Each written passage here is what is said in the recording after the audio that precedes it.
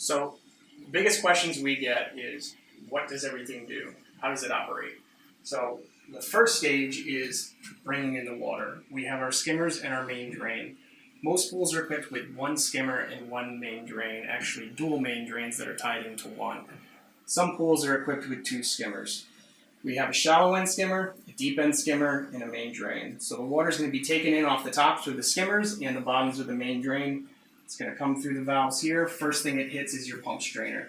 Pump strainer basket's going to collect some of the larger dirt and debris, some of your stones, pebbles, leaves, pine needles.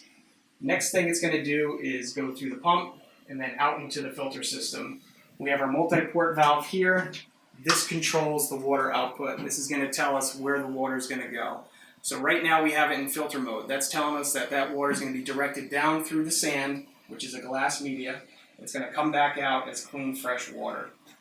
Come down this way into our valves. Next thing we hit is our bypass valve. This is going to tell us where we're going to direct the flow.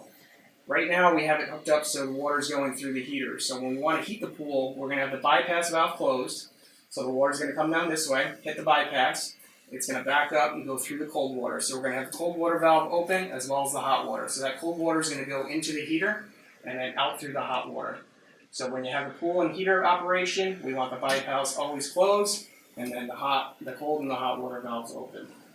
Next thing we're going to hit is our salt chlorine generator, which will control the output for the salt to chlorine. And then we come down here, back into the returns of the pool. We have them neatly marked here. We have our bench, deep, and steps.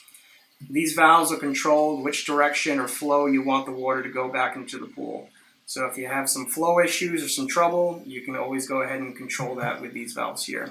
So we have our suction where the dirty water comes in through the pump, out to the filtration system, back through the heater.